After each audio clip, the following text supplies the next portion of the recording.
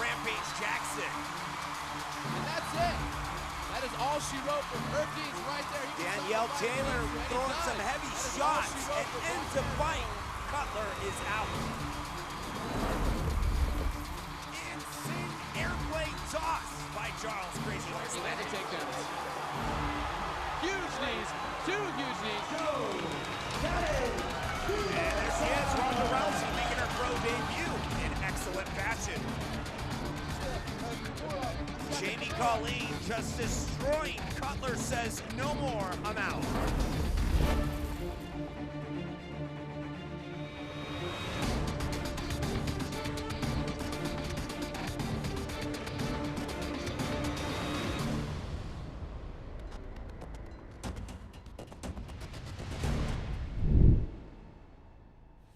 And a quick look at our rules of combat based on 3 5-minute rounds, and of course 5 5-minute rounds for championship bouts. And of course in the amateur division that changed to 3 3-minute rounds, and of course 5 3-minute rounds for championship bouts in the amateur division.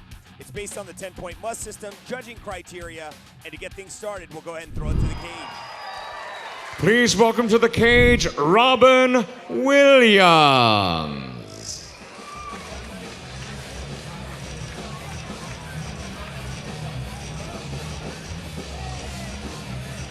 Now making his way to the cage side, Robin Williams. Williams hails from Eugene, Colorado, and stands at 5 feet 7 inches tall. He's currently fighting out of the 135-pound weight class. His amateur MMA record currently stands at 1 win and 1 loss. He's looking to pick up that second win here tonight against the likes of Seeger Brown. Now, Williams is a very experienced jiu-jitsu artist. He has a purple belt currently. More than likely, he's going to be trying to take things down to the ground and work it from there in this fight. Williams trains out of Art of War in Eugene, Oregon. And he has a heavy wrestling influence. So if I'm going to make any predictions, I'm going to think Williams is going to try and go for that early takedown as quickly as he can. You know, obviously he's probably going to test out the waters for a little bit on the stand-up. He can hold his own in the stand-up, no problem. But like I said, he's going to be a little bit more comfortable on the ground. I'm going to think he's going to try to take things there as quickly as he can for his own sake. And the guy he's going up against, Seeger Brown, is much more of a stand-up fighter, so that just makes me believe more that he's going to go for that takedown early on, as Robin Williams heads inside the cage.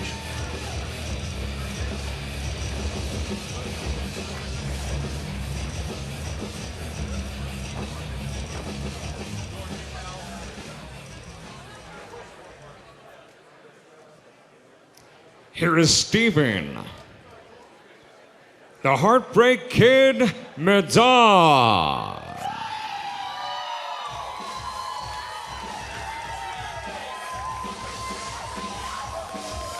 Steven Medard now making his way to the cage side. Medard hails from Yamhill, Coralton, Oregon, stands at 5 feet 9 inches tall. He's currently fighting out of the 135-pound division. He's got a fresh amateur MMA record, 0 wins, 0 losses, looking to pick up that first win here tonight with King of the Cage.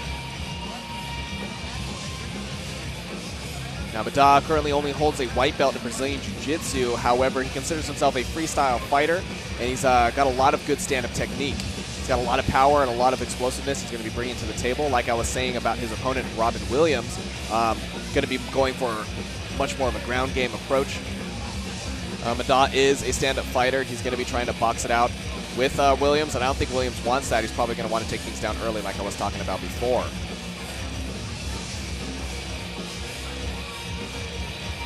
Now, Medard is fairly well-rounded. You know, he's got a little bit of ground game skill just to get him by. You know, he's not going to be completely helpless if things get taken down there. But like I said, he's going to feel much more comfortable in the stand-up. He's probably going to look for that knockout as quickly as he can. Like I was saying before, these amateurs, when they come out here, you know, everything's on the line. They're looking, both of these guys are looking for their first win here tonight. So we'll see if Steven Medard has what it takes as he heads inside the cage.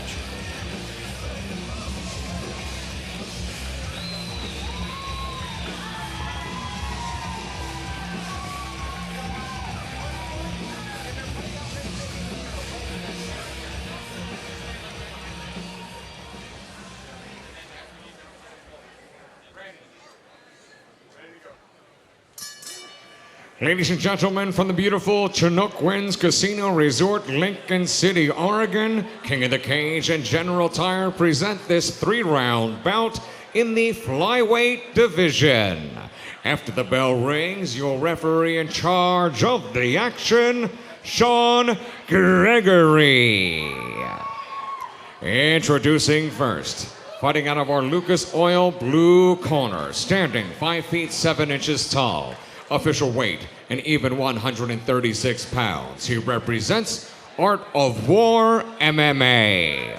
Ladies and gentlemen, from Eugene, Oregon, presenting Robin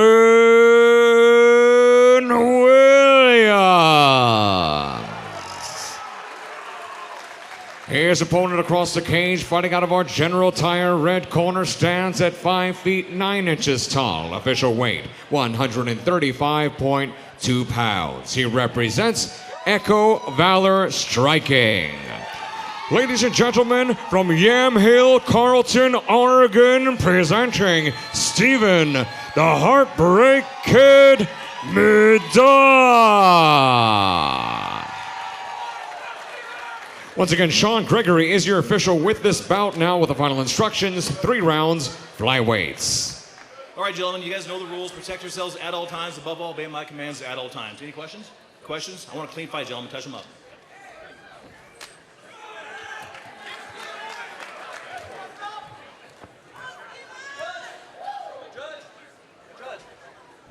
All right, round number 1. This is our first bout of the evening. Robin Williams versus Steven Medard.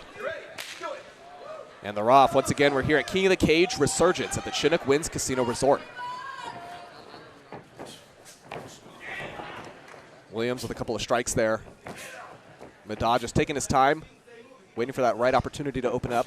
Yeah, they're doing a little bit of filling out process, but in a faster pace, which is nice.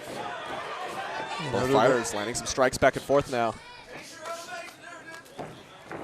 Yeah, the hits weren't so powerful, but they were just the right amount, just to feel each other out, see what you got to do. Williams now locking down that head. Medard continuing to move forward. Let's see if he can pop his head out and take advantage of the position here.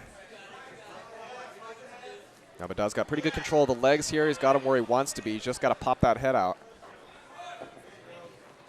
That's always the worst. You take someone down and then you end up with your head, stuck like this. It's like, wait a minute. You're like, how long am I going to be here? This didn't work for me. Medard ends up on top, turns things around. Now dealing some damage to Williams.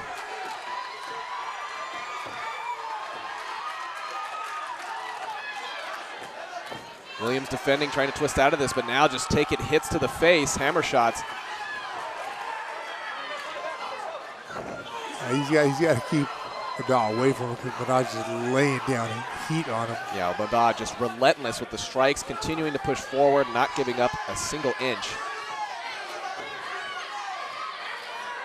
He's got to do some kind of quick strike, just to pop up to his feet from this position. Exactly. Williams got to do whatever he can, try to get back onto his feet. I don't think it's going to work out so well for him if he stays on the ground. Not at all. Because Medard's just not stopping. Every position he's in, from side to straight in guard, he's coming at him. More shots from Medard. Williams taking these hits, though, pretty well. Not really showing much flinching, much damage being shown, but Medard is just continually trying to pound down as much as he can. Yeah, well, you got to look at there might not be a lot of power behind every punch, but those punches add up. Your face starts swelling up, Exactly. little by little. Hey, you might start bleeding out the nose, your eyes start closing. Starting to make for a very uncomfortable situation. Definitely. And the positions he gets in, he's full mount right here, free shots all day long. Yeah, Medard doing a great job of just getting around everything that Williams has. Now locking down that arm. And that's it. The referee calls it due to strikes. Medard takes the win. That was just, a ridiculous number of shots Medard was landing on Williams. Yeah, it was only a matter of time before the referee called that, but, gave Williams a chance because, wasn't really seeming too fazed by him. Had definitely enough time to try to turn something out of it, but just wasn't able to. Yeah, what you saw at the end, Williams got his arm stuck underneath the dog, and that's where, you know, more shots came in. He couldn't defend himself properly right there. You know, Yeah, talk about a scary moment. And that's it. You know, he's got one hand, and you know, what can he do?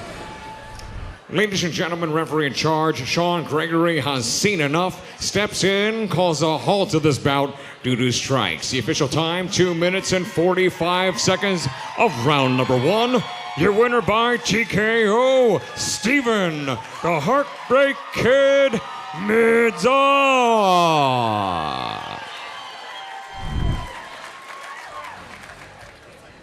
Here is Meister Sager Brown.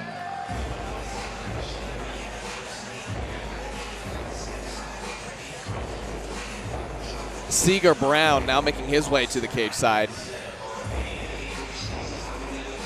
Brown also hails from Eugene, Oregon, and stands at 5 feet 9 inches tall.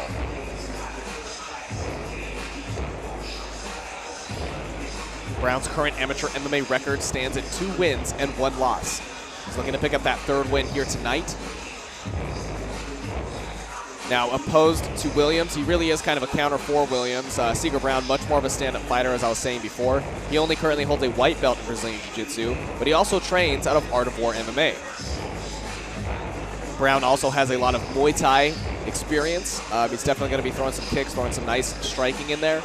It's going to be very interesting. Like I said, I think Williams is going to try to get that takedown as early as he can, but Brown's going to want to try to keep it on the stand-up, and I think he's going to try and rock him, go for that knockout.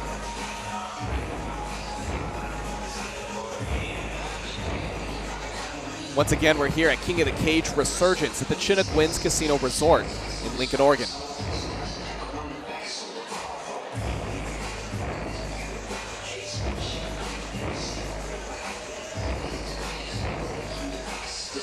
Seager Brown heads inside the cage.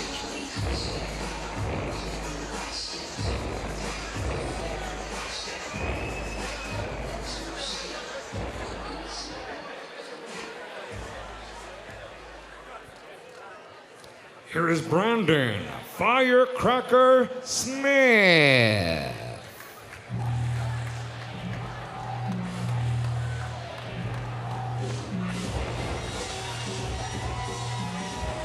Brandon Smith now making his way to the cage side. Smith hails from Bend, Oregon, and stands at 6 feet tall. He's currently fighting out of the 145-pound weight class. His amateur MMA record currently stands at 1 win and 0 losses. He's looking to pick up that 2nd win here tonight. Smith trains out of Danzig MMA in Bend, Oregon. There he trains in Muay Thai and Brazilian Jiu-Jitsu. Always a good combination to have. We've seen here plenty of times before. So hopefully that would make him out to be a fairly well-rounded fighter. He's going to be bringing that Muay Thai to the stand-up, that BJJ to the ground. He's going to be a pretty tough opponent to go up against. Seager Brown, as we were saying before, much more of a stand-up fighter. He can handle himself on the ground, but like I said, he's probably going to be a little bit more comfortable on the stand-up. I think Smith is going to play it out a little bit on the stand-up, and if things don't start going his way, he may eventually move things down to the ground. But we'll see how it goes as Brandon Smith heads inside the cage.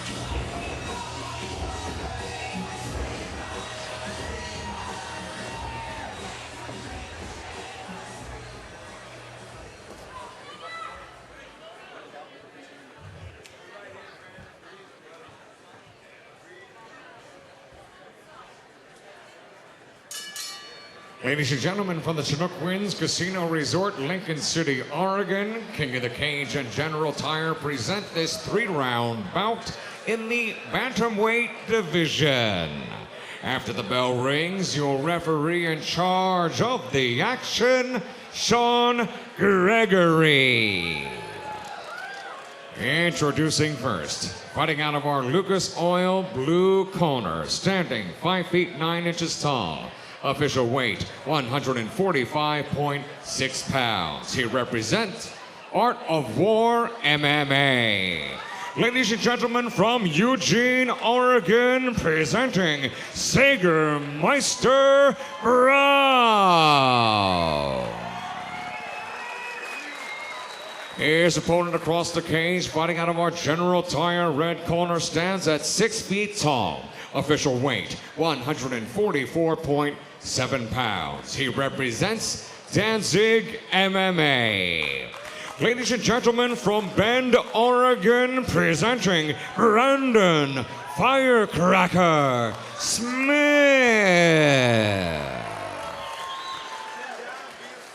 Once again, Sean Gregory is your official for this bout. Now with the final instructions, 3 rounds, bantamweights. All right, gentlemen, you guys know the rules. Protect yourselves at all times. Above all, obey my commands at all times. Any questions from you? Any questions from you? You want a clean fight, gentlemen? Touch them up, please.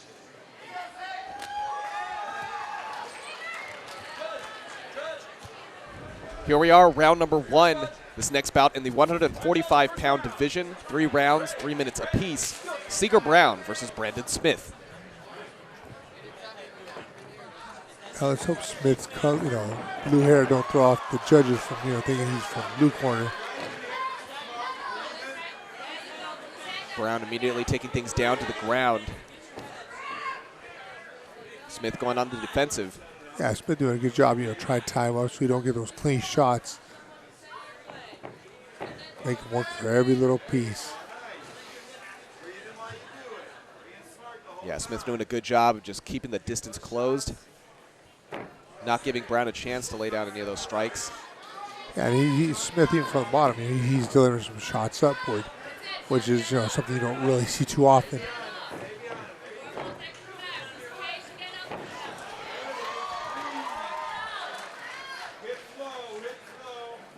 Smith now up against the cage. They're twisting. And Brown takes it back down to the ground. Well, see, now they're in the middle of the ring here. No cage around them and stuff like that. So make it hard for Smith to try and get up to see if, Brown can take advantage of this position.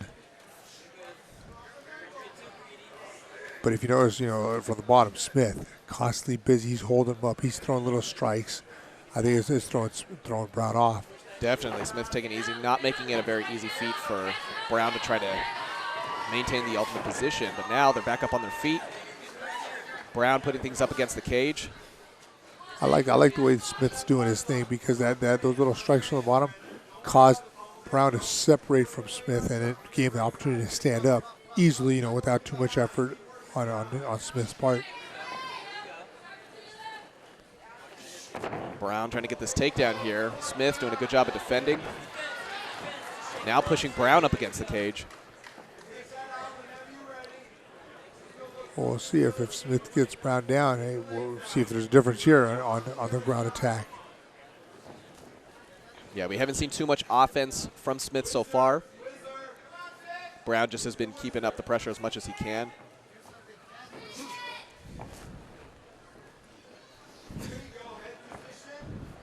Brown now defending back against the cage. Smith continuing to keep the pressure.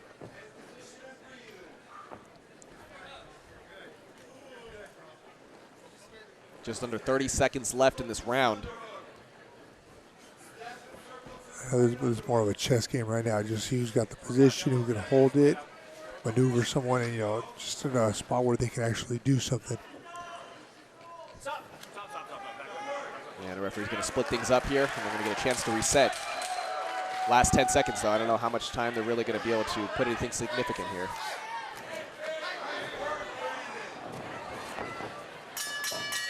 And that's it for round number 1. Pretty even match. I'd say it's just about as much of a stalemate as it can be right now.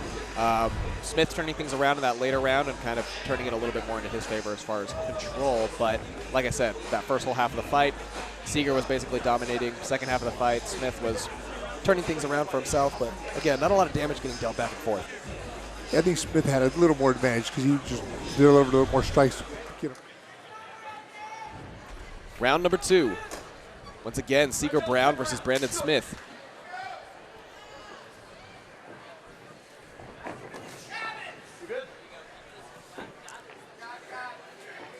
I wonder if Brown's going to try that takedown again. Wasn't much successful in the first round. I mean, he got him down great, but he couldn't deliver no punishment. No, exactly. Smith maintaining a really strong defense, not really letting Brown gain any kind of advantage here.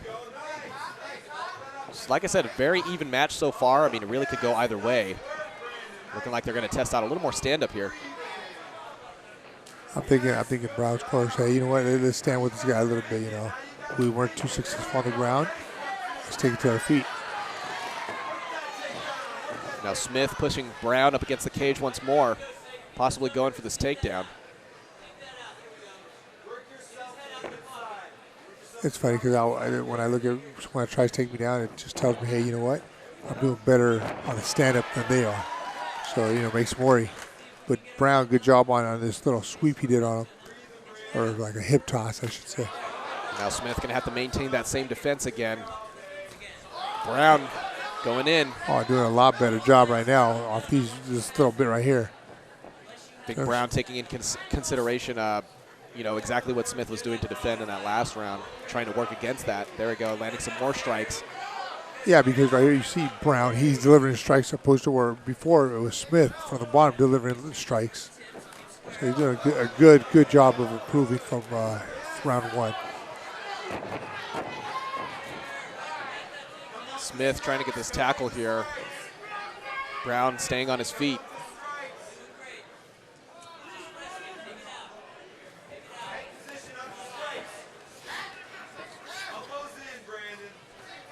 Smith now up against the cage.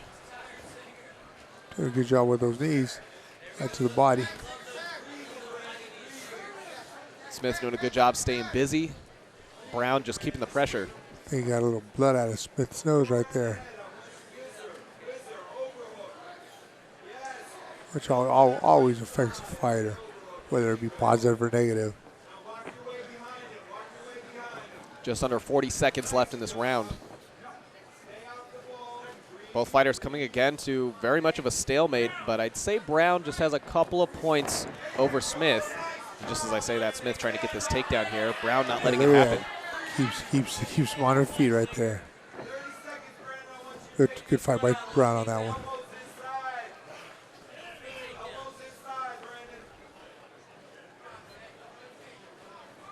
I mean, Brown did do a better job this time, too, when they went down on the ground. Definitely was able to deal a little bit more damage than last time, was definitely just able to do more. Smith hanging in there, you know, still maintaining a good defense, but I think he's starting to be affected by that fatigue a little bit. Yeah. And then if Brown's paying attention, you know, that he's going to capitalize on that. Say, hey, you know what, he's wearing out. I was able to tag him when he was on the ground. Did some damage, got him to bleed, and that's a big thing. Hey, you do damage, it's like, hey, let's go for it again.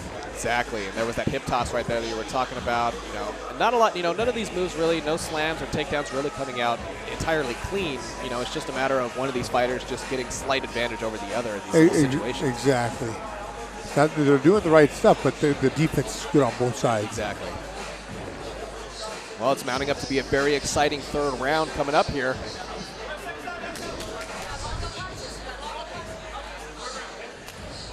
Round number 3, let's get it started.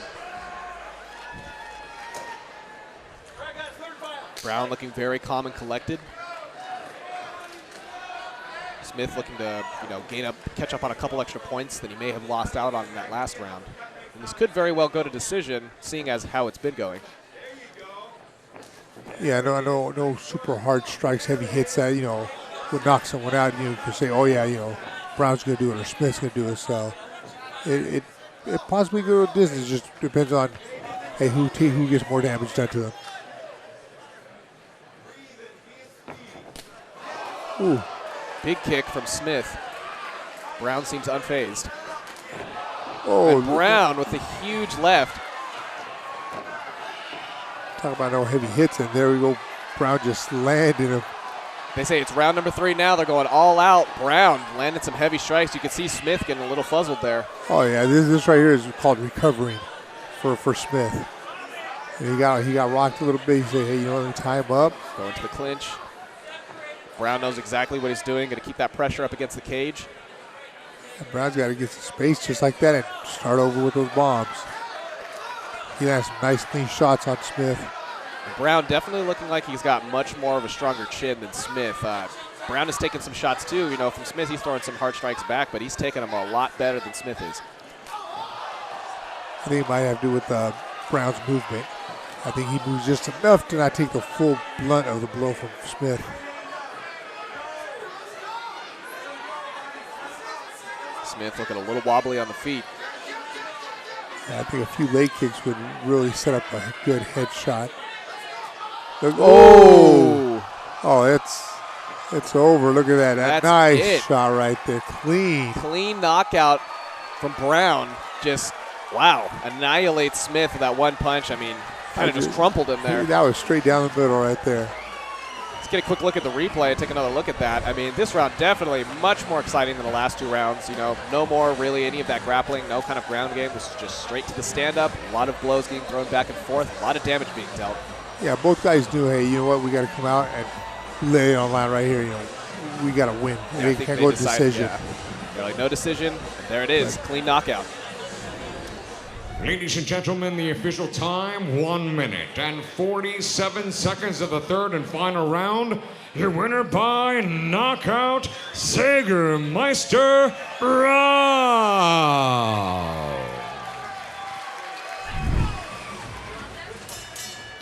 Ladies and gentlemen, from the Chinook Winds Casino Resort, Lincoln City, Oregon, King of the Cage and General Tire present this 3-round bout in the lightweight division.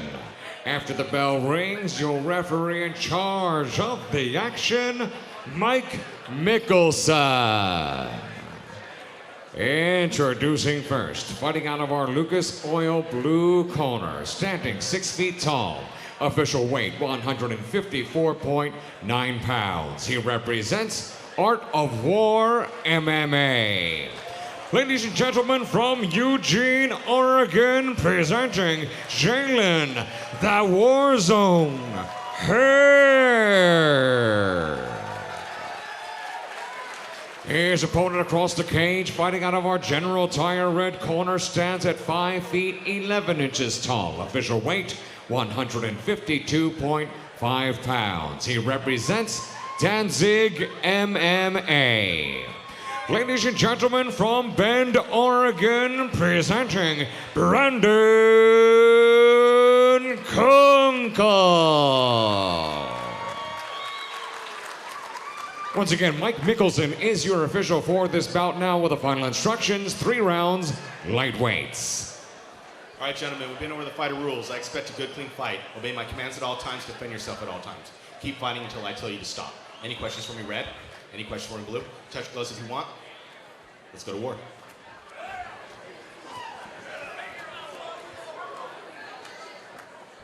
All right, round number 1 is our third bout of the evening. Jalen Hurd versus Brandon Kunkel. And our referee getting things started. This bout is set for 3 rounds of 3 minutes apiece in the 155-pound division. Both fighters taking their time here. Yeah, good movement. You know, they're both moving around. They're circling. They're not, you know, backing up. It's nice, good circling. Head movement. Kunkel waiting for that opportunity to strike. Hurd looking like he's waiting for the counterattack.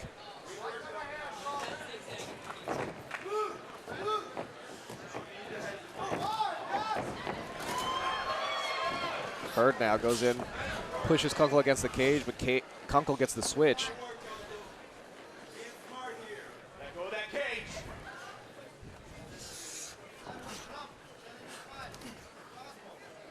Hurd now trying to defend. He could, you know, definitely could be throwing a couple more knees, could be throwing some more body shots here. I think what the problem here is that Hurd's moving a lot and Kunkel is trying to keep him there. Exactly. And if he starts throwing shots, Hurd gets out of the way. And I think that's what Kunkel just wants. Hey, you know what? How can I keep you here so I can show my dominance over you? But a big part is, yeah, you got to, you know, land some shots. Those knees are your best thing right here. Exactly. You know, if you're tying them up with your hands, you got knees. Let's put them to use. And another thing too is your head position. If you you got the head just on his side, you got to have his head under Hurd's chin in order to keep control, push him off balance, and stretch him out, and then you can do those knee shots. Kunkel throwing in some body shots here. Hurd could definitely be benefiting from some more defense here and get a little bit more aggressive. Yeah, Hurd in this position right here, he should pull on Kunkel's head, put it down, drop his weight on top of him. Right, try to make it as uncomfortable as possible for him. Kunkel, though, just seems to have a little bit more strength over Hurd, kind of keeping him in that position, but they'll get a chance to reset here. Good call by the ref. You know, not a lot going on. Hey, give these guys reset. see if we can get something going. But right here, Hurd, you know, he's not moving. He needs to get off his back off that cage. Yeah, Hurd definitely looking like he's in the defensive. He's not looking for that fist fight. Kunkel is, however.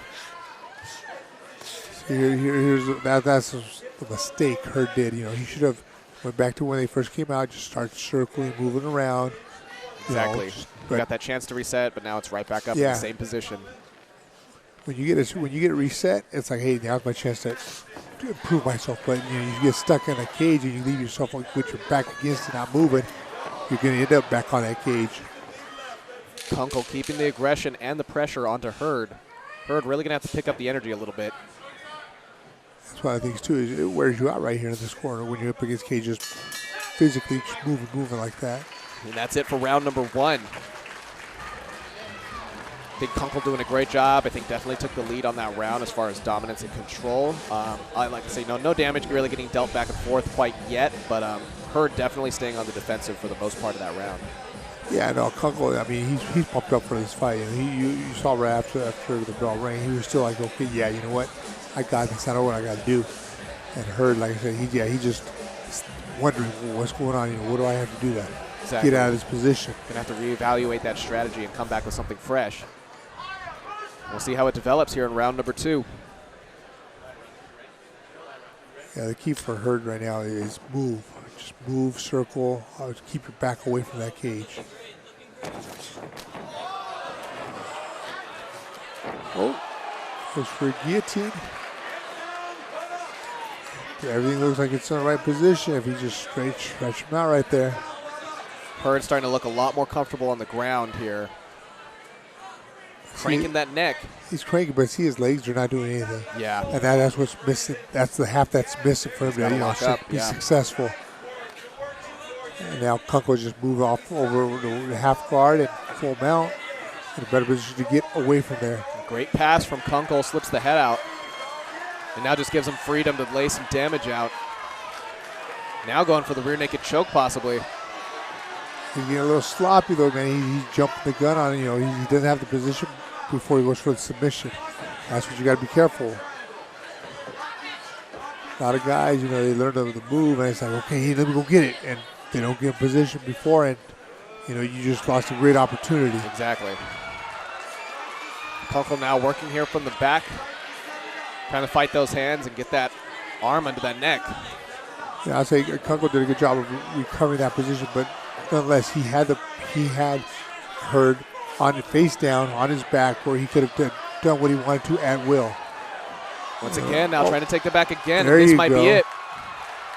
Yeah, that position there was a lot better for Kunkel. Oh yeah, this is looking pretty deep. If Kunkel can manage to get some more pressure on this, it may be it.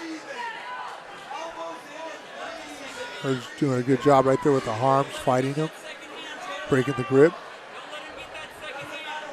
Kunkel continuing to keep that pressure, just waiting for that one tiny opportunity to get the right angle in. See, I mean, I gotta give credit to Hurd. I mean, he dipped his chin, he's finding those hands, doing everything he can to stay safe. And see right here, I mean, Kunkel, he just trying to muscle it in, which could work, but at the same time, hey, throw a few strikes, distract him.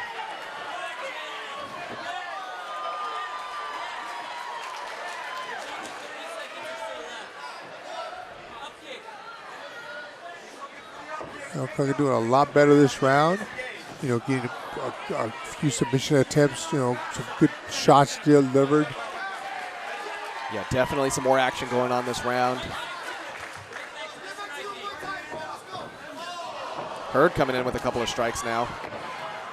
Yeah, he's just trying to give a little payback. But once again, look at that. Ends up back against the cage. Very familiar position. And that's 10 seconds left in this round.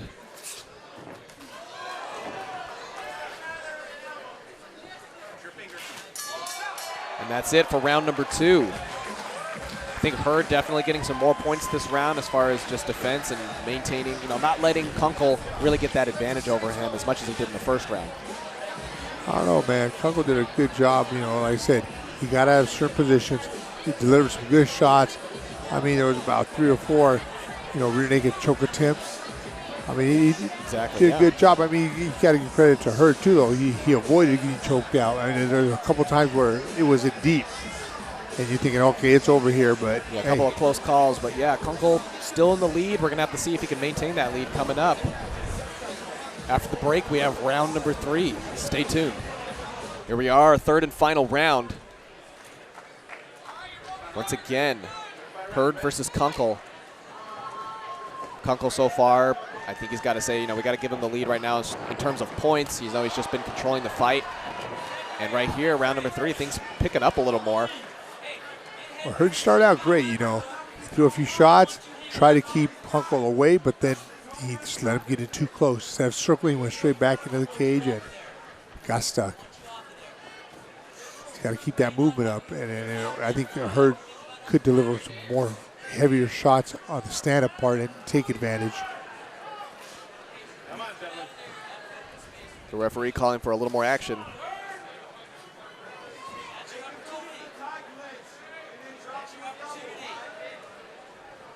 Kunkel continuing to keep that pressure up against the fence. Now they'll break away for a second here.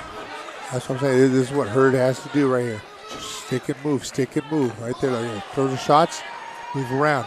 Don't go straight back. If you go straight back, you give Kunkel a chance to tie you up and send you straight back into the cage.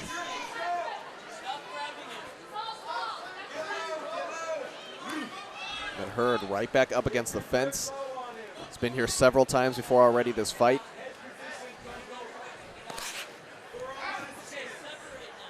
Good job by Hurd now. Just break apart, break away, separate. There you go, just like that. Look at that. Hurd going to try and deal some damage. I think Hurd could pull it off if he sticks to those strikes like that and just doesn't let Kunkel tie him up. No, exactly. I mean, he could definitely hurt Kunkel. He has a couple times already if he just commits to it. Well, you see Kunkel, when Hurd comes with those shots, Kunkel's like, no, I don't want none of that. Exactly, yeah. And that's starts to back off a little bit, and he's got to keep that pressure up. Oh, look at that. Nice takedown here from Hurd.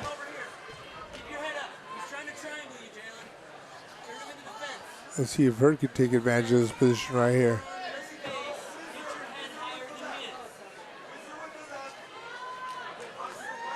All it takes is a few good shots, land in the right spot, make your opponent turn, give up the submission because he didn't want to get hit, or just knock him out.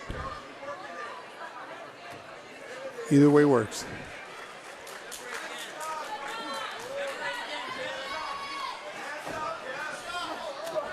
Back up to their feet. Hurd now dishing out more strikes. But does he have enough time to try to secure a knockout? Possibly TKO. I mean, Hurd's doing a really good job in this round right here. So he's keeping the aggression going, but I don't know if it was just a little too late. Yeah, because if this ends up going to the decision, I still think Kunkel's in the lead. Just as far as those first 2 rounds, just a lot of control, a lot of domination. I mean, if this would have been Hurd 3 rounds straight, I mean, this fight probably would have been over in the second round. No, exactly. It would have been a totally different story. And that's it for round number 3, and we'll conclude this fight.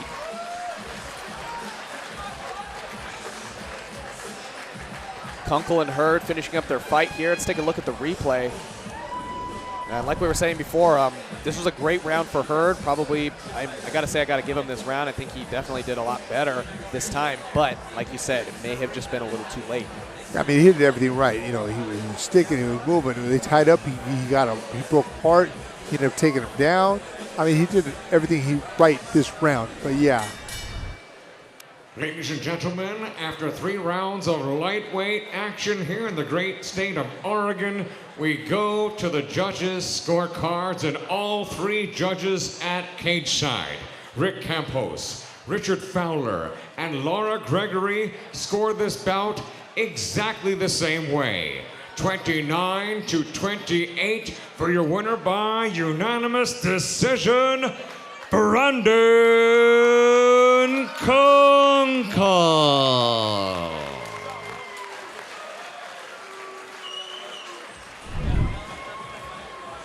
Here is Leon Klee.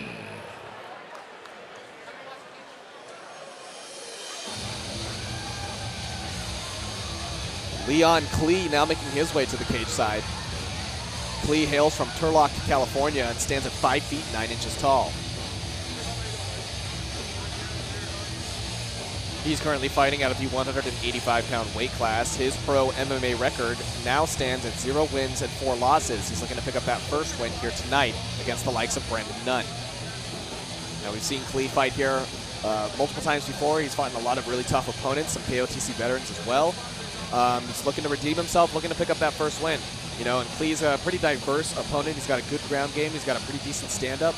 Very quick and agile for his weight size. Especially in this division, you don't see a lot of super quick guys. You know, it tends to start slowing down a little bit, but Klee maintains that agility. Klee trains out of San Diego, California. There he primarily practices a mixture of his stand-up and ground game. He is a very well-diverse fighter, as I was saying before, and hopefully, you know, he's going to look to finish this match and get this win tonight. We'll see how he does.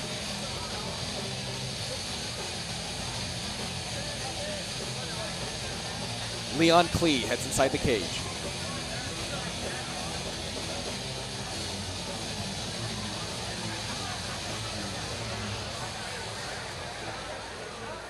Here is Brandon, Bad Boy, Nunn.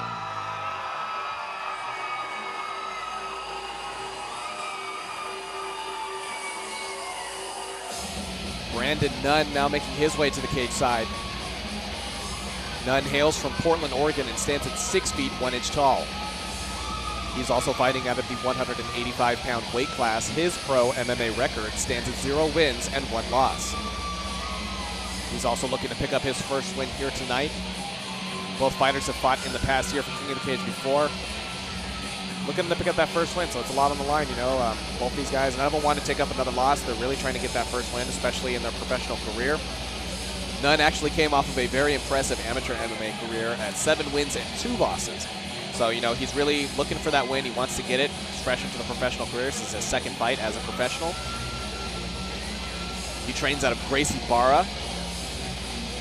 So, you know, he's bringing some ground game to the performance, but knowing Brandon Nunn from the other fight he's had with King of the Cage, he is much more of a stand-up fighter, you know. His fighting style is similar to the likes of Chad Johnson, heavy hitter. You know, if he gets that opportunity to let those hands go loose, his opponent is really going to have a tough time dealing with that. He might have to take things back down to the ground.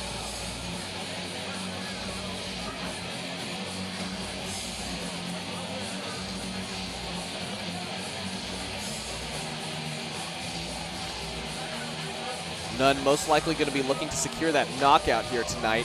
We'll see if he can do it as he heads inside the cage.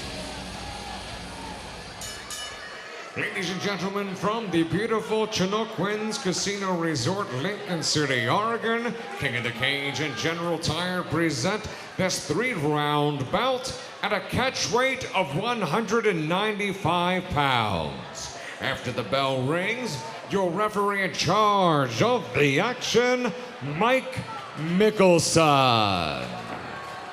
Introducing first, fighting out of our Lucas Oil blue corner, standing 5 feet 9 inches tall, official weight 196.9 pounds. Ladies and gentlemen, from Turlock, California, presenting Leon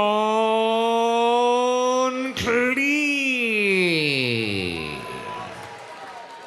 His opponent across the cage, fighting out of our General Tire red corner, stands at 6'1", official weight 191.9 pounds. He represents Gracie Barra. Ladies and gentlemen, from Rip City, Portland, Oregon, presenting Brandon Bad Boy Nunn.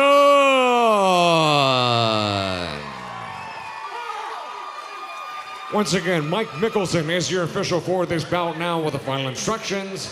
3 rounds scheduled. All right, gentlemen, we've been over the fighter rules. I expect a good, clean fight. Obey my commands at all times. Defend yourself at all times. Keep fighting until I tell you to stop. Any questions for me, Red? Any questions, Blue? Touch them up if you want. Let's go to war.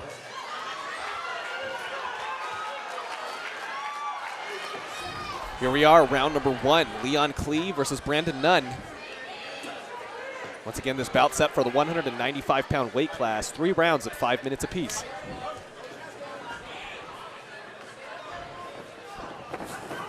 Klee coming in, lands a nice strike there. Both fighters looking like they're coming to bang.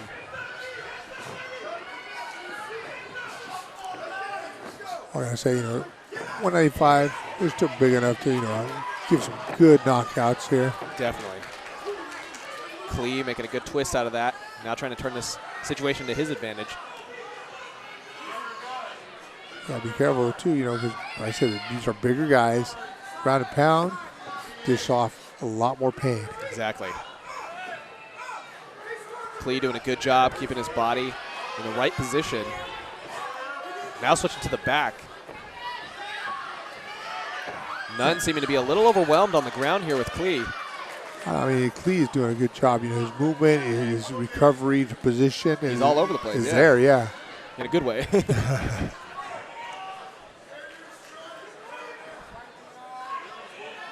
But the only thing I gotta say about Nunn, he's not taking no punishment. He's losing position and dominance, but hey, no damage. Nunn now just trying to fight these hands. Well, he's doing a good job here, Nunn. He kind of tied up the hands. He's got one hand in, and then Klee's hanging on to the other one trying to get position. But what does that do? Hey, it saves him from taking punishment. It looks like Nunn showing a little bit of blood on the face there. Possibly from about the right eye, it looks like. He might have a cut. Yeah. Also looks like Nunn's trying to get a little reversal here. Might get him to get slipped on and get on top. If he gets that arm out of there. And that's got to be just an annoying place to have a cut and to be bleeding right there under the eye. Which makes things a lot more uncomfortable, and once all the sweat starts getting in there. And Klee swinging around. The agility. I'm thinking Nunn's, he's out. He's going to have, top position. And no, just like that, he gets back into his position.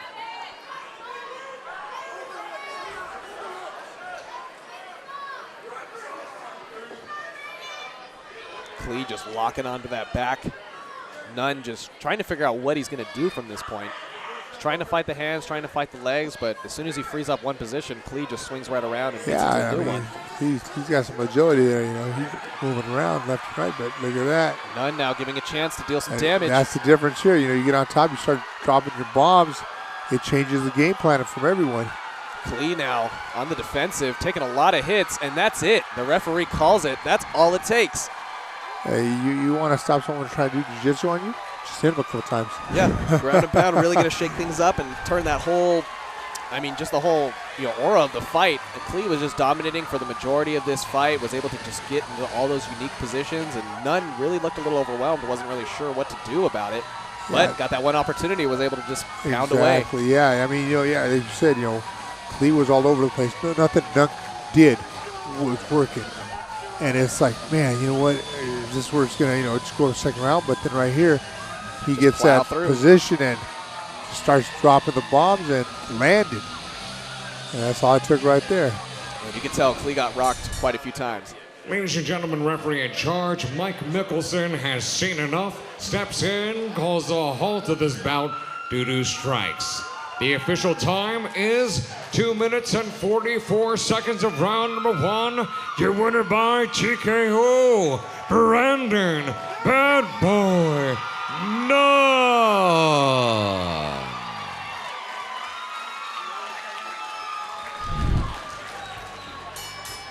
Ladies and gentlemen, from Chinook Winds Casino Resort, Lincoln City, Oregon, King of the Cage and General Tire present this 3-round bout at a catch weight of 190 pounds. After the bell rings, your referee in charge of the action, Mike Mickelson.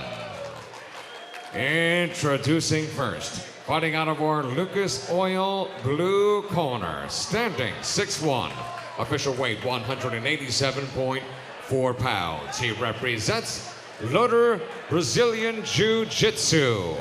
Ladies and gentlemen, from Fort Worth, Texas, presenting Joel Texas-made Guzman.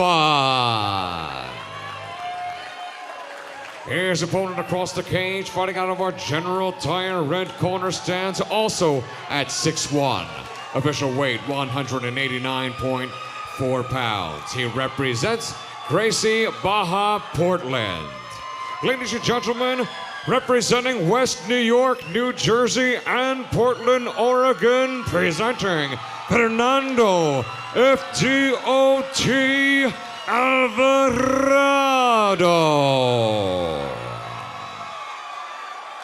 Once again, Mike Mickelson is your official for this bout now with the final instructions, 3 rounds scheduled.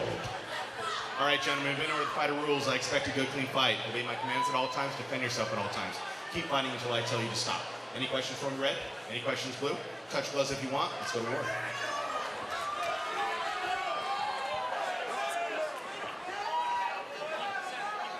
Here we are, round number 1. Joel Guzman versus Fernando Alvarado. Alvarado in the red corner, Guzman in the blue. And once again, we got some more heavier set guys. We're here in the 190-pound division. So a lot of power behind these punches, and it looks like they're already going right at it. Sharp elbow from Guzman.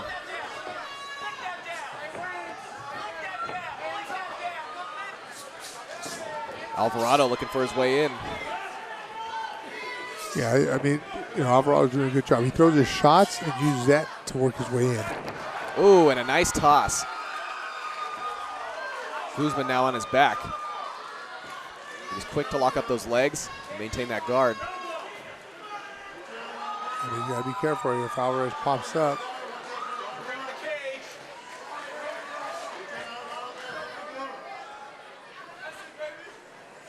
So just like that, you know, you gotta watch those shots because there's still enough weight there to, you know, do some good damage.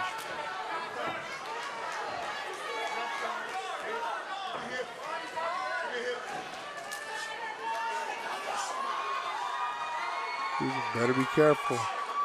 Keeps letting Alvarez get that, you know, posture up like that. I mean, it doesn't go good for him at the bottom right there. Exactly. If he keeps it up, he's going to be paying for it. Guzman now trying to get out of this. Alvarado continually throwing strikes.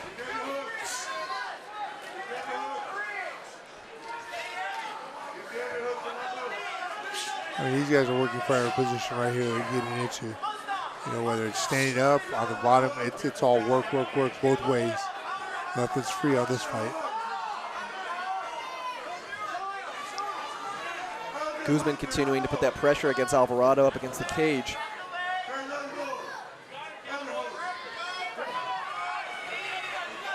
Guzman throwing knees, trying to soften up those legs. The referee's going to split things up. Looks like he's giving a short notice to Guzman.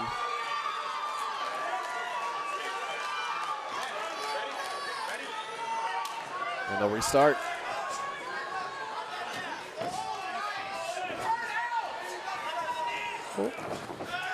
Oh, look at that. Almost had a head and arm, and then Alvarez just shakes him right down to the ground. Alvarado looking to deal some damage here. Guzman trying to lock onto that leg.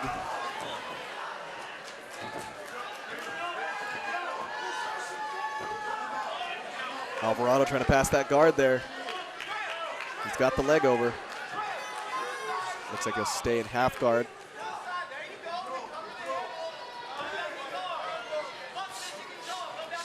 I tell you, these guys are going at a high pace right now for you know, 190s. Exactly. They're moving right here. We still got 2 minutes left in this round. They got plenty of time. Yeah, so I mean, if it gets out of this round, next round could be, hey, you know what? Who has a better cardio to keep this pace up?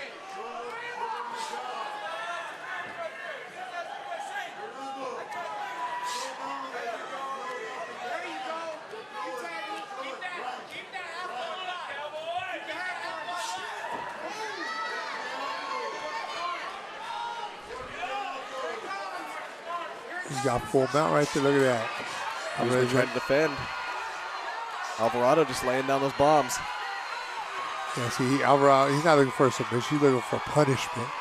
You know what? I want to knock you out. I want to cut you. I want to hurt you. It's a fight. Yeah, Guzman definitely looking like he's feeling a little more comfortable on the ground, but everywhere he goes, Alvarado's just slugging shots.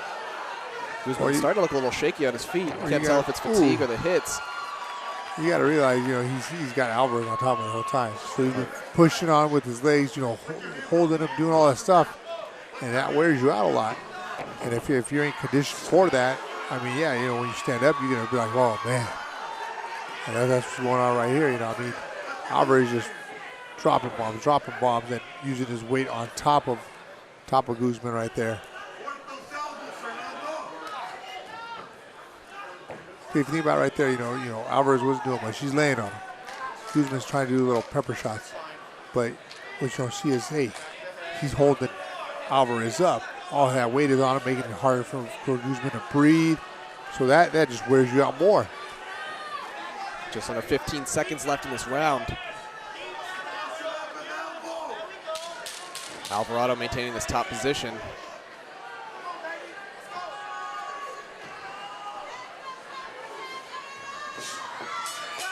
And that's it for round number 1. How about give a few more seconds on that round, and could have been over right there, yeah. It's very possible. I mean, Alvarado just dealing a lot of damage for basically that entire round. Yeah, no, definitely. I mean, it's from the start, it was just, hey, you know what, I got to hit you, I got to hit you, I got to hit you. It was no, hey, you know what, let me soften you up, let me get you here, I'll get you submission. No, it was just punishment all the way through. Yeah, Alvarado definitely taking that round. We'll see how Guzman can recover in the second round. He's got a lot of points to make up for, definitely. I think, you know, I honestly don't know where Guzman's going to want to take it. If he's going to want to try and deal with Alvarado in the stand-up, or he's going to try and take things down to the ground. But he tried both, it seems, that first round, and both were kind of working into the advantage of Alvarado. That's true, but you know, like I was saying, look at his cardio. He was huffing and puffing at the end. All right, here we are, round number 2. Once again, Guzman versus Alvarado.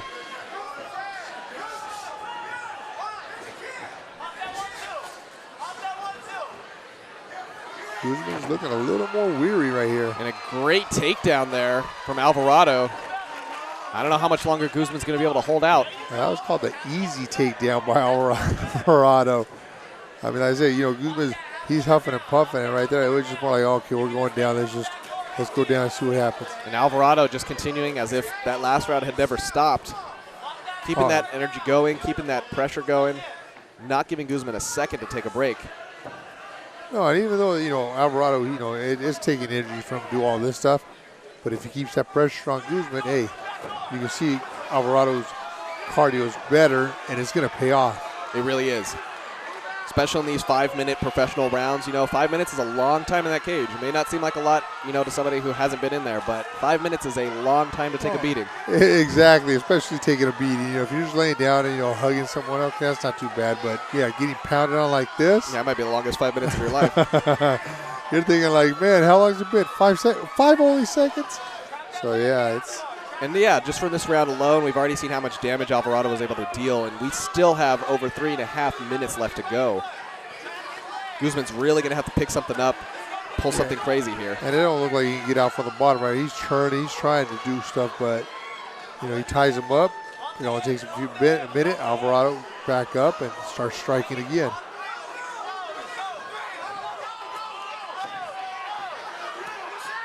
Alvarado just keeping that pressure on top. Guzman really not getting a chance to do much of anything. I don't know. If Alvarado keeps this up, I don't see it making it to the next round at all. Yeah, we could possibly get a stoppage here. Especially, I mean, if you can't get out of this position. And Alvarado switching things up now, trying to get this rear naked choke. He might have it. Looks good. Looks like he possibly is just off to the side just a bit. But it looks in there, and that's it. Yep. But see, that's called fatigue. Look at him. Guzman on the ground, just recouping, trying to recoup from the punishment. Not anything else other than the punishment that he was dealt that for that, what, a minute and a half? Exactly. I mean, it was just nonstop. Alvarado was not giving him a second to breathe. He had that slam right in the beginning. That had to have knocked out all that air right out of him right off the bat. And then from then on, it was just constant pressure, constant judgment. And then he's on top of it the whole time, too. You know, he's all this energy trying to get up, try and move, and he just can't get out from underneath, you know, Alvarado.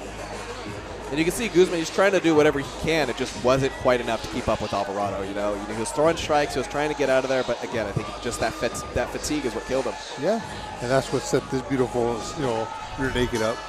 Ladies and gentlemen, the official time comes at 2 minutes and 14 seconds of round number 2. Your winner by tap out submission from the rear naked choke, Fernando FDOT Alvarado.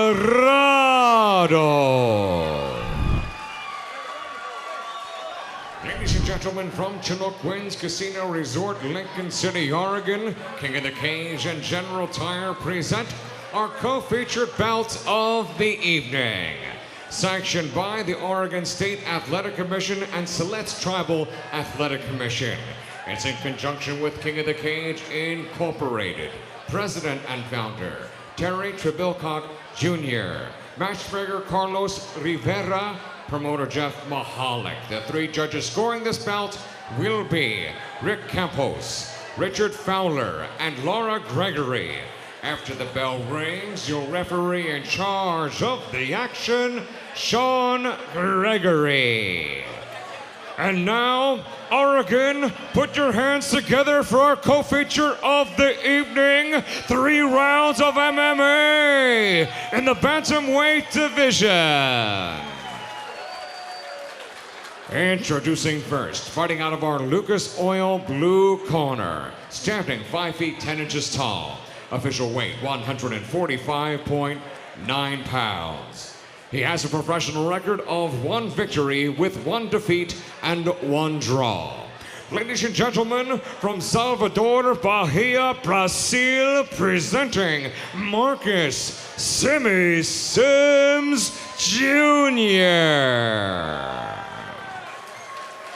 His opponent across the cage, fighting out of our General Tire red corner, stands at 5 feet 8 inches tall.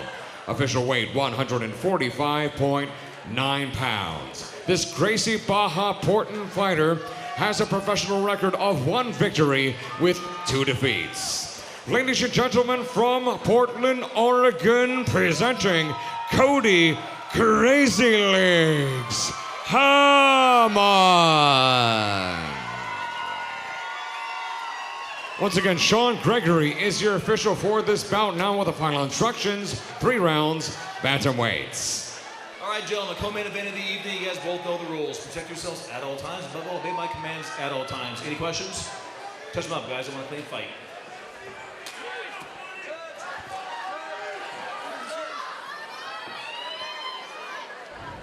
Here we are, round number 1, Marcus Sims versus Cody Hammond. This is our co-feature of the night in the 145-pound division. 3 rounds, 5 minutes apiece. And they'll get started. Oh, Sims takes a big hit. He still seems like he's in it, though. He's not completely phased out yet, but Hammond just continually throwing these shots down. You know what, for Sims, it was great that his legs came up and blocked Hammond from delivering those shots, and that's what allowed him to recover, not even recover, but stop the referee from just coming in quick, because the referee was already getting ready to jump on in right there. It's that 1 second that changed everything, and now Sims turning things around. Sims much better of a ground fighter. You know, he can hold himself on the stand-up, but he is very much more of a ground fighter. We'll see how Hammond can deal with this. Sims with a couple of nice strikes here, waiting for that opening. Now swooping in to take the back. Like I say, he rushed in a little too soon. Didn't have both his hooks in, didn't have position properly. And, I mean, he's at a point right here where he could get knocked off. Yeah, he could definitely get thrown off. And now slipping those hooks in, though. Getting in a better position here. For the body. Hammond trying to fight the hands. Doing a good job. But all that, the longer he stands up there, he's just holding basically an extra 145 pounds on him. There we go. Drop Sims on his back. Sims still holding on. Yeah, but gotta be careful. That figure 4 sometimes is a pain in the butt to get out of. You know, locks you in. It's like even like here, you know, he's almost, you can say he's got the top position, but at the same time with that figure 4, he's twerking half his body over. Exactly. You're gonna have to get out with some kind of force, and now they'll break up. Hammond get another chance here to deal some damage. What the? Whoa. Whoa, and it looks like possibly a medical condition here. Sims just collapses there for a second. Didn't look like it was due to any strikes. Oh, and it definitely looks like there's some kind of medical condition here going on. We're going to get the doctors in the cage to handle this. terrible circumstance, but unfortunately, you know, in this industry, it is fighting, it is full physical contact, and sometimes unpredicted medical, you know, experiences happen. And look here, there was that big knockout in the beginning. We got that huge hit from Hammond, really shook things up, but Sims seemed totally fine from that point, was able to come back, you know, lock onto the back again and change things up. Yeah, I mean, I wouldn't know exactly what happened, but I mean, that strike there could have had something, you know. Yes, exactly. Could have triggered something. Exactly, triggered something to happen. But yeah, it was weird. You know, they're both standing there, the exertion. Also, he just. And it's right here.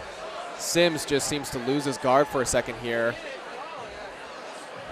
And collapses. Ladies and gentlemen, referee in charge, Sean Gregory, steps in and calls a halt to this bout due to medical reasons. The official time, 1 minute and 58 seconds of round number 1. Your winner by TKO, Cody Crazy Legs Hammond.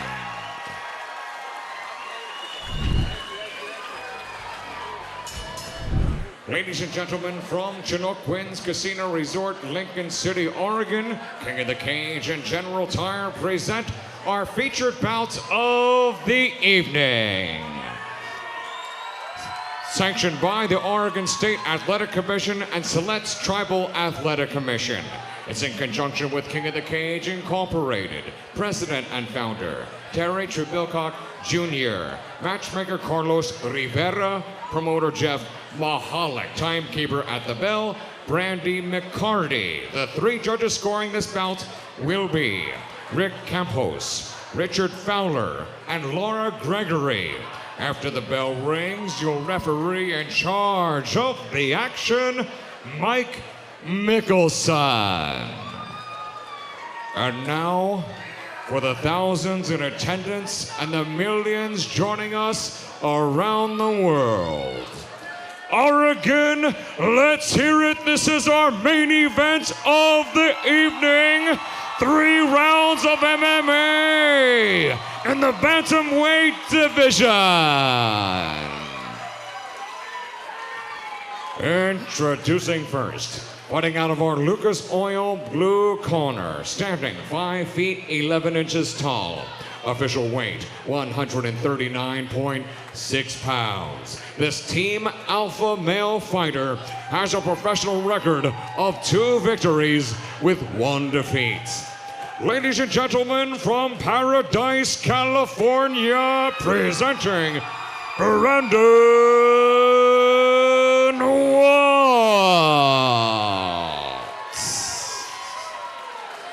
His opponent across the cage, fighting out of our General Tire red corner, stands at 5 feet 10 inches tall.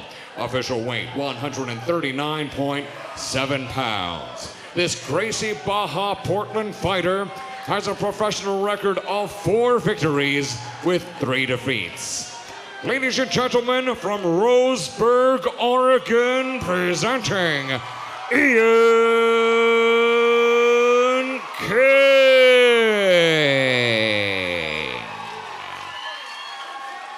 Once again, Mike Mickelson is your official for this bout, now with the final instructions, 3 rounds, bantamweights. All right, gentlemen, this is for the championship. I expect a good, clean fight. Obey my commands at all times. Defend yourself at all times. Any questions for me, Red? Any questions, Blue? Touch gloves if you want. Let's go to war.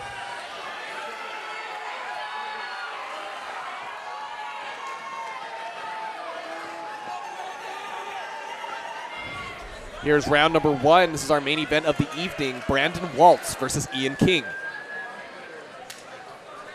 3 rounds, 5 minutes apiece, and they're off. Waltz has a little bit of that height advantage there. But Ian King, I think, just has a few more fights in the cage. We've seen both of these fighters plenty of times here at King of the Cage. Very explosive, good stand-up. Ian King, though, got a little bit better at that ground game. We'll see where he wants to take it this fight. I'm pretty sure I know where he wants to take it, but it's just, you know, having to set it up the right way. He almost had it the first time when he went for that shot, but he just didn't trip him fast enough. He just pushed him all the way to his cage. Waltz coming in with those strikes. Some nice kicks, some nice punches.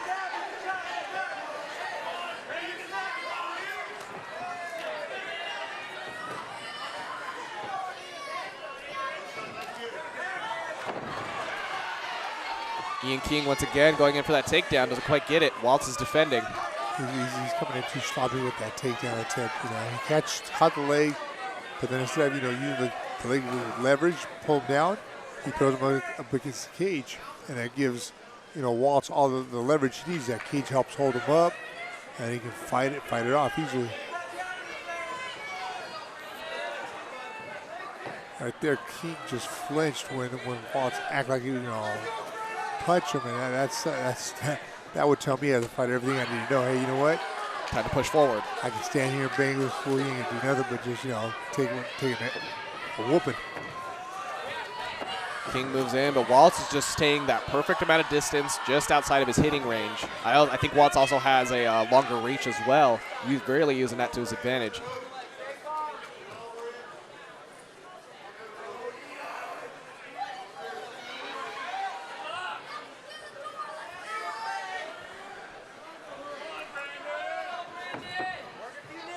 You see Waltz's head a little bit here. He's got it under the chin. He's trying to keep it under the chin for that position, which makes it a lot easier to control your opponent against that cage, as opposed to having your head on his shoulder and not using it.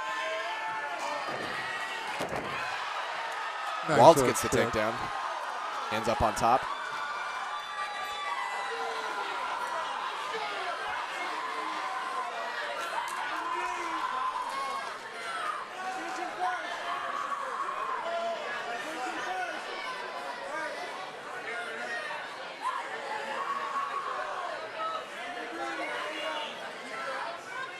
Let's see, we heard King had a good ground game.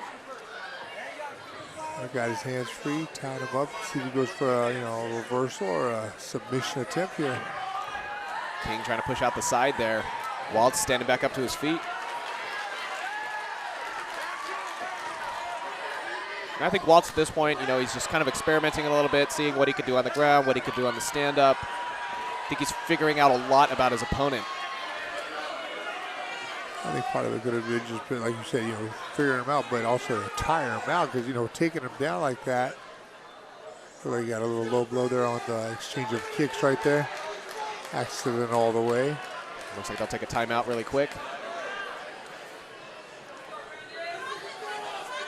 Waltz getting a little bit of time to recover here.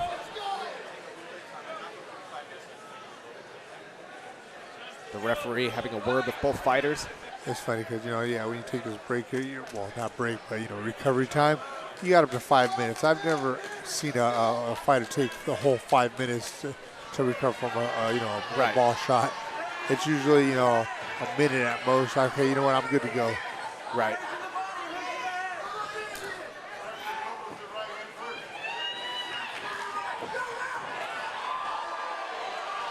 Waltz coming in with some combos, trying to land some damage here.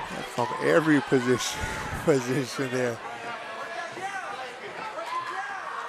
That's what makes it hard for someone to fight someone like Waltz, because no matter which way he's turned, which way he's facing, hey, there's something coming at you. Yeah, he's striking from every angle. You can't just think like, oh, hey, you know what, he's got his back to me, I'm going to get him now. Like, nope, there's that swinging kick right there. Yep. He's covering all of his corners.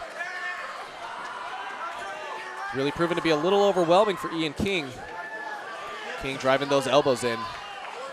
Trevor Waltz doing a good job pressuring him against the cage, so eliminating any kind of strikes that King could try and throw clean. Got the pressure on King there.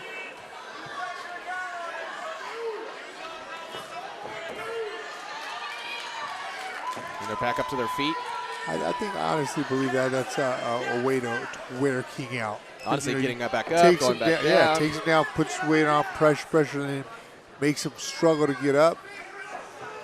Yeah, definitely. Yeah, that could totally be part of that strategy of just wearing him out, because that does take a lot out of you. Especially every time you go down, you're more tired coming back up.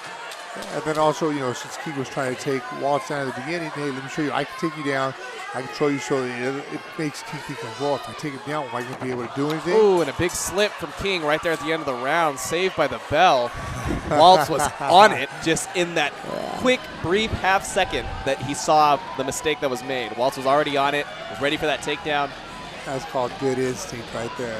It's just proper training, everything, for this fight. Very quick response time. Yeah, he's really proving to make this a really tough fight for Ian King. Waltz, I think, definitely took the lead that round. I mean, he's just everywhere. Yeah, no, he's making King work for everything. I mean, he's making him pay too. You know, like I said, not making it easy any which way. Takes him down when he wants. They stand up. He strikes him at will. I mean, makes King miss. So, you know, it just. All right, here we are, round number 2. Once again, Brandon Waltz versus Ian King. So far, Waltz coming off of a very strong first round, but they got a whole nother 5 minutes to deal with now. We'll see if Ian King has learned anything about his opponent, see if he can adapt, change up his strategy a little bit here. That or where his corner's helpful in the corner, you know, telling him, hey, look, you know what, this is what we saw, this is what you got to do. And is he going to listen to the corner? Exactly.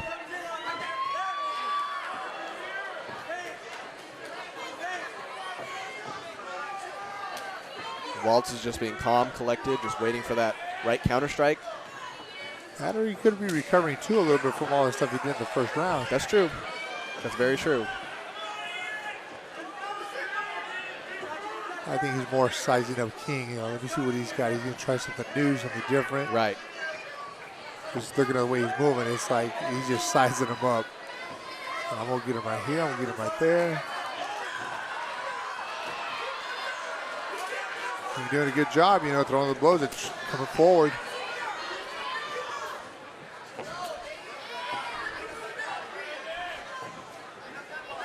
I think the kicks are the game changer right there.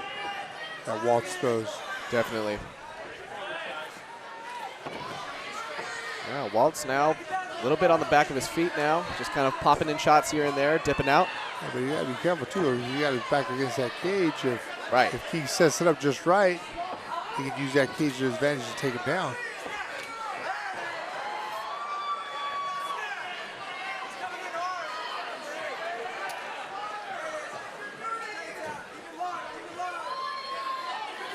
King though, man, I don't like the way his hands are, you know, a little bit low.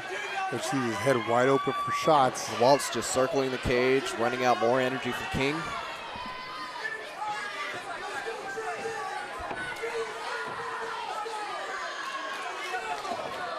Waltz, you know, definitely playing much more passively this round. Oh yeah, a lot more. I'm trying to figure out, you know, what his strategy exactly is going to be. Is it just it could all be going down to more wear and tear, you know? Exactly. You know, let King, you know, throw his air punches, wear himself out a little more, and then come in and, you know. I mean, they still got lots of time, just under 2 minutes, 40 seconds. And there it is. Goes in for the takedown, gets it. And the worst part is there was no setup. He was almost halfway across the cage and said, hey, I'm coming in. He ran across and was able to get it. So, but that shows the wear and tear on King right now. He's just tired. He sees it coming. He's like, oh, God. Reaction time, it's like. It slows down a lot. Well, you pretty much lose your reaction time when you're fatigued. I see right here, I mean, piling him up like that, stacking him, is not good for King because it makes it harder for him to breathe. Exactly, it's putting him very uncomfortable. Yeah.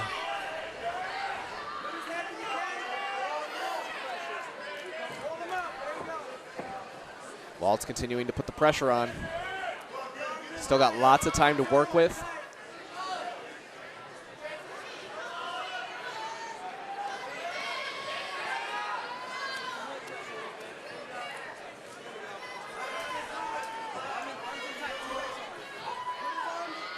He's got just like that, legs on his hips, and push him off and start using that cage to work his way up. Try to get that separation so he's not just being worn out down here doing nothing.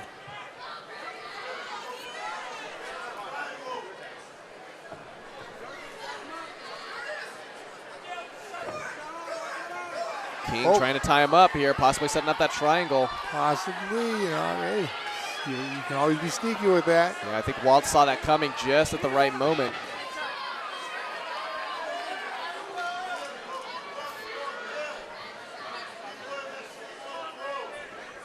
Waltz working his way into that side position. Just bending him up, just like we said earlier. Armbar right there. Does he have enough energy and time to get that out? King's trying it. Look at that. And that's it. King takes the win.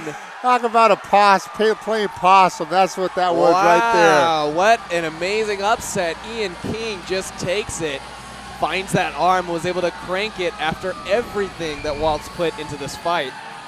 You know what? I mean, he set it up right. I mean, he was fatigued. He was tired. Waltz was all over him. When he got on top, it was like he was dominating. So he's like, you know what? He just waited. Hey, Patience, found that arm? Patience, yeah. Say, might as well take it now. It's now or never. You know, he tried for a triangle, you know, set it up there kind of sloppy. Waltz paid attention, got it, but then from there, he wasn't expecting an arm bar. He was able to take it into that. I was like, wow, Stacked that was him up just nice. Great performance. We just cranked it too. Congratulations to Ian King. Ladies and gentlemen, the official time comes at 4 minutes and 21 seconds of round number 2. Your winner by tap out submission from an arm bar, Ian King.